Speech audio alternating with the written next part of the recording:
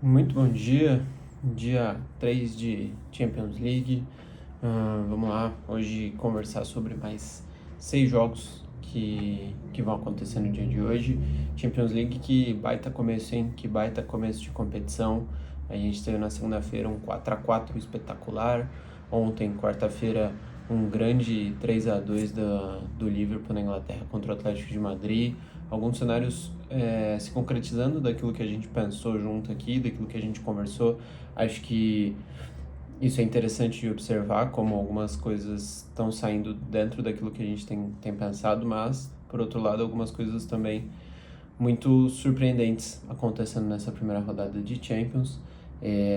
A ideia é voltar amanhã cedo aqui para a gente conversar sobre todos os resultados aqui, ou sobre todos nem não sei se daria, porque são muitos jogos. Pela primeira vez aí, que eu me lembre, pelo menos pela primeira vez tendo jogos terça, quarta e quinta, rodada cheia. Então são 18 jogos nessa semana, é muita coisa, mas a gente dá uma passada aí amanhã nos jogos principais, naquilo que aconteceu de mais interessante na semana da Champions, e aí a gente passa também por esses 6 jogos que a gente vai comentar hoje. Hoje tem alguns confrontos bem interessantes, outros mais um estreante jogando hoje na Champions League, e aí a gente conversa aqui sobre o que a gente espera para essa quinta-feira, dia 18 de setembro. Bom, a gente começa o dia de novo com 2 jogos a 1h45, e o primeiro jogo aqui que eu separei para a gente comentar é Bruges e Mônaco na Bélgica. O Bruges passou pela fase de classificação da Champions e não só passou como atropelou. Passou pelo Rangers da Escócia com extrema autoridade. O time belga, que na temporada passada também fez uma ótima temporada de Champions, eliminou a Atalanta no mata-mata, foi longe, foi mais longe do que se imaginava do time, e é um clube que vem nesse início de campeonato belga tendo também alguns bons resultados. É um time em geral de uma organização muito boa, de um time nessas últimas temporadas de Champions, geralmente é um time muito novo. Pega um Mônaco que tá num início de Ligue 1 bem positivo até, teve uma derrota só o Mônaco nesses primeiros rodadas de Ligue 1 e foi pro Lille fora de casa. É um ataque que tá funcionando muito bem, um ataque do Mônaco, fazendo muitos gols, conseguindo criar bastante chances, mas o grande problema do Mônaco é defensivamente. É uma defesa que não consegue imprimir intensidade, não consegue entregar uma consistência defensiva, não consegue pressionar o portador da bola, e com isso o Mônaco sofre muitos gols e cede muitas oportunidades mesmo para times fracos da Ligue 1. Então eu imagino que num cenário fora de casa contra um time organizado como o Bruges, o Mônaco pode sofrer um pouco. Em nível técnico, eu vejo até um certo equilíbrio das duas equipes. Então eu imagino que um jogo de certa forma equilibrado. Eu imagino também um jogo para gols, porque tanto o Bruges quanto o Mônaco têm ataques com certa eficiência e não tem a defesa como o seu principal ponto forte. Então imagina que um Mônaco e Bruges tendo bastante gols, e o Bruges um pouquinho à frente por jogar em casa contra o Mônaco e ser um time um pouco mais equilibrado do que eu vejo o time francês. Na sequência a gente tem um Copenhagen e Leverkusen, um jogo na Dinamarca. É o segundo jogo do Kasper Hjulmand no comando do Leverkusen. Depois que o Ten Hag foi demitido quase que em tempo recorde, o Leverkusen agiu rápido, trouxe o ex-treinador da seleção da Dinamarca, e que já fez a estreia na sexta-feira passada contra o Eintracht Frankfurt no campeonato alemão. Foi uma boa estreia, era um jogo duro pro Leverkusen, o Leverkusen que começou mal a temporada na Bundesliga com 2 tropeços, pegou um time muito organizado da Eintracht Frankfurt, jogou em casa, isso é evidente, mas fez um jogo muito acima do que eu esperava. Não esperava um Leverkusen competindo tanto, conseguindo limitar muito as ações do Eintracht Frankfurt. Então gostei muito do pouco que deu para ver do Leverkusen. É claro que o novo treinador ali, o Kasper Hjulmand, ainda conseguiu fazer pouca coisa. Ele assumiu acho que uns 2 ou 3 dias antes da estreia contra o Eintracht Frankfurt, e agora mais de uma semana só disso ele já tem esse jogo de Champions. Então ainda é muito pouco para saber se vai dar certo, se vai conseguir recuperar o bom futebol Leverkusen, mas foi uma boa amostra contra um time competente, que é o time do Frankfurt. Então deu uma boa impressão nesse primeiro jogo do Leverkusen sob o comando do dinamarquês, e aí ele volta agora para sua casa para pegar o Copenhagen da Dinamarca. O Copenhagen também é um time que passou pela fase prévia da Champions, tem alguns brasileiros no elenco, é um time que no campeonato dinamarquês ele ainda está meio oscilante, teve alguns empates, teve uma derrota, mas é um time extremamente tradicional, um time forte da Dinamarca.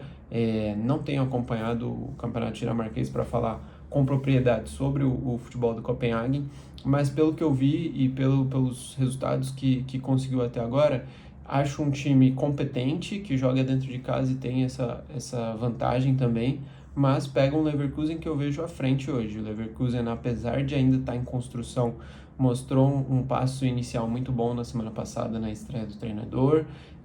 Acho que está encontrando um caminho, apesar de ter perdido muita gente, parece estar encontrando um caminho com os jogadores que tem, e eu vejo com boas possibilidades de vencer na Dinamarca o Copenhagen. Não é dos duelos mais difíceis e seria muito importante para esse início de caminhada do Kasper Hjulmand, esse resultado na Dinamarca. Falando em Frankfurt, que foi o time que enfrentou o Leverkusen na semana passada, hoje eles jogam também pela Champions às 4 da tarde, pegam o Galatasaray, aí jogam em casa, na Alemanha, Frankfurt e Galatasaray. O Frankfurt é um dos times que eu mais tenho observado nesse início de temporada. Por quê? O Frankfurt, quase todo ano, você vai pegar o histórico de transferências do Frankfurt, eles venderam o seu protagonista ao final da temporada. Quase todas as temporadas têm sido assim, desde lá atrás, com Haller e Jovic sendo vendidos depois daquela grande temporada. Passou por vários jogadores e agora na última temporada o Ekitike foi vendido por acho que 80 milhões de euros para o Liverpool, que foi o destaque da temporada passada do Frankfurt. Então é impressionante como eles quase todo ano vendem seu protagonista e mesmo assim conseguem surgir novos nomes jovens com potencial para serem esse protagonista no time alemão. O Frankfurt começou muito bem os primeiros jogos da Bundesliga, eu esperava um pouquinho mais contra o Leverkusen na semana passada, mas deu uma oscilada para baixo, não fez um grande jogo, apesar de no segundo tempo ter se recuperado um pouquinho mais, acabou perdendo por 3-1 na Bay Arena. Mas o Frankfurt tem um time jovem muito forte. Mantém a espinha dorsal defensiva da temporada passada, que conseguiu um bom resultado no campeonato alemão que os levaram à Champions League, e tem agora uma dupla ali de frente que tem trazido bons resultados para o time, que é o Barroia e o Uzun. São dois jovens jogadores, acho que 20, 21 anos, 19, 21 anos, algo assim, mas que têm feito muito gols, têm conseguido crescer o time ofensivamente, e o Frankfurt tem feito bons jogos. O grande detalhe é que é um time jovem, é um time sem experiência, é um time que não tem tanta experiência nas competições europeias, e pega um estrelado Galatasaray. Galatasaray de alguns nomes conhecidos, que está jogando um futebol turco que está cada vez mais estrelado e que tem mais experiência nessas competições europeias. O Galatasaray vai até a Alemanha, mas eu acho que vai para fazer um jogo duro contra o Frankfurt. O Frankfurt eu acho um time coletivamente mais equilibrado. O Galatasaray eu acho um time individualmente mais experiente. Então, colocando os dois frente a frente na balança, eu vejo um certo equilíbrio, mas eu ainda vejo o Galatasaray com mais possibilidade de surpreender aqui o Frankfurt. Acho que o resultado mais imaginado aqui por mim é um empate, mas o Galatasaray tem grandes chances de surpreender o Frankfurt, por isso que eu já comentei, pela experiência, pelos nomes estrelados, pela qualidade individual dos seus jogadores também.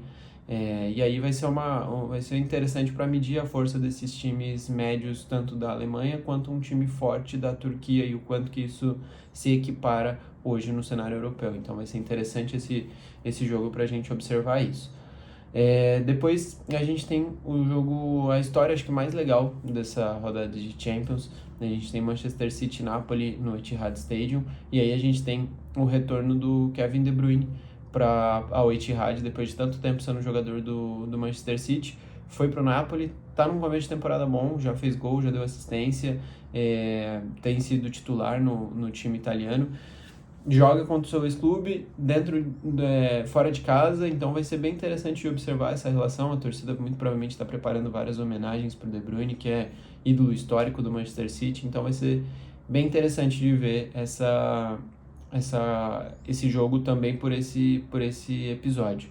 Uh, o Napoli está num começo de temporada muito bom, como eu falei, não perdeu até agora, na verdade venceu todos os jogos do campeonato italiano, segue numa atuada muito parecida com a temporada passada. O time praticamente não perdeu ninguém e se reforçou de bons jogadores, então vejo o Napoli um pouco ainda melhor do que foi na temporada passada, que foi campeão italiano.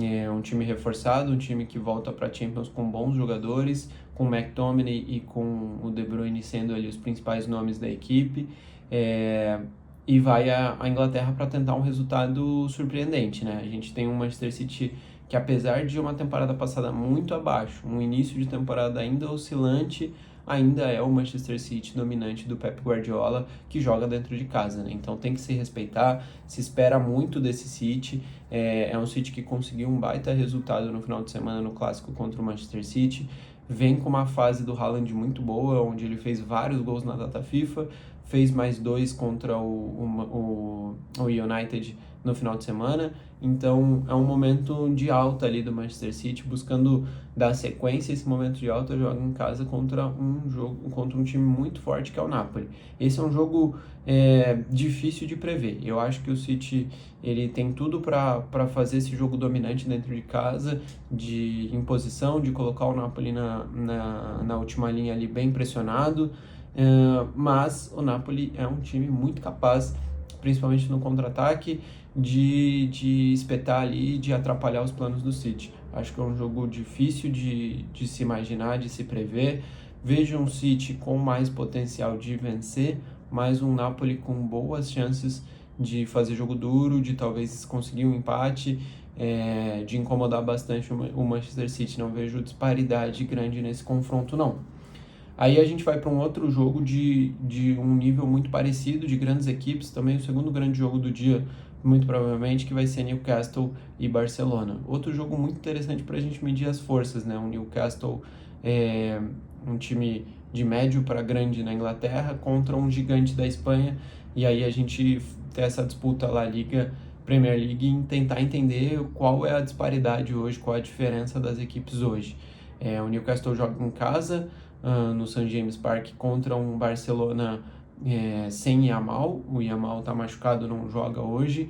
É um desfalque com certeza muito sentido pelo Barcelona. É um craque do time, é o melhor jogador, né, da temporada, que não joga contra o Newcastle. O Newcastle começou a temporada muito oscilante, perdeu alguns jogadores, perdeu o seu principal jogador da temporada passada, o Isaac, e começou mal a temporada, oscilou bastante, empatou, perdeu, não conseguiu grandes resultados, trouxe o Voltemade, agora o alemão, atacante alemão, para o lugar do Isaac.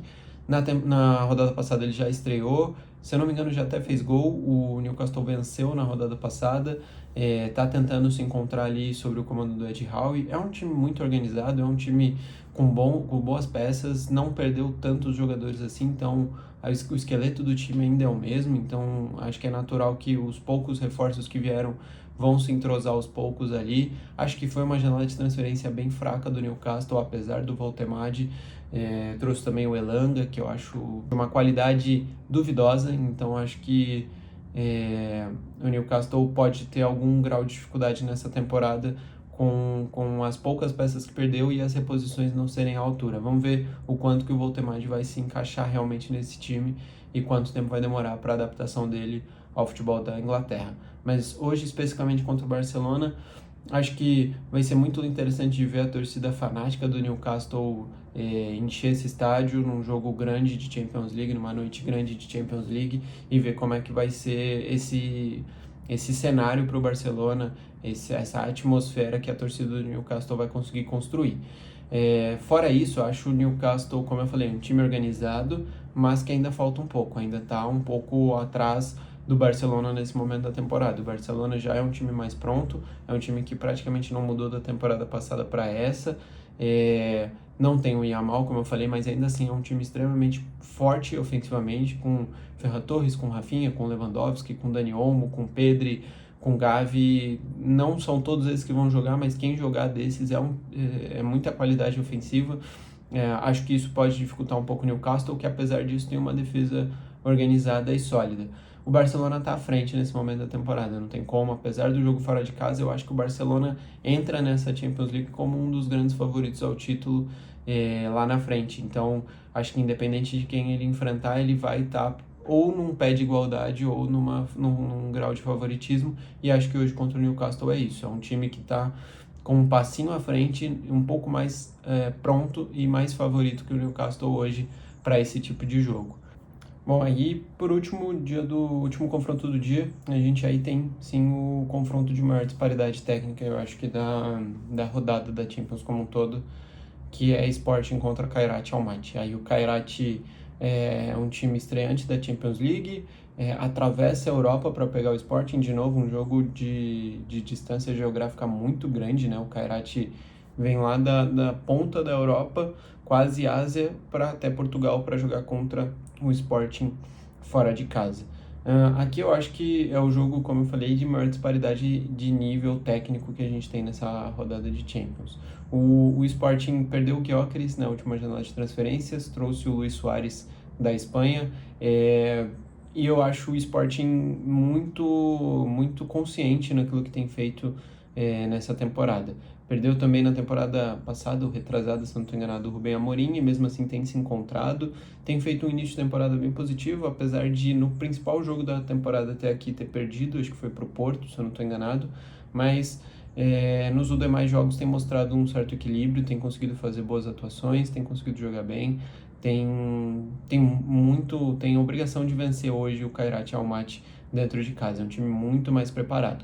O Kairat tá fazendo uma história linda, né? Eliminou o Celtic na fase prévia da Champions, foi para os pênaltis, ganhou, acho que perdeu na Escócia, acho que ganhou em casa, foi para os pênaltis e ganhou nos pênaltis, se eu não estou enganado, foi esse o cenário. É um time muito surpreendente, porque não tem grandes qualidades individuais, não é um projeto como você vê o Bodo Glimt, como você vê em alguns outros times, mas mesmo assim consegue chegar nessa fase de liga surpreendentemente. Mas eu acho que vai parar por aí. Acho que deve ser o saco de pancada das equipes que ele enfrentar. Não vejo qualidade técnica para conseguir desafiar e competir contra os grandes times. Como eu falei, diferente do Bodo Glimt, que é um projeto já mais consolidado, que pode surpreender, diferente de um Slavia Praga, que ontem empatou com o Bodo Glimt, que apesar de também não ter um projeto tão ambicioso, é um time tradicional, de uma torcida muito forte, que já está acostumado com Champions League, então acho que o Kairat, dos times mais fracos dessa Champions, ele ainda está atrás das outras equipes. Por isso que eu acho que vai ter muita dificuldade, né?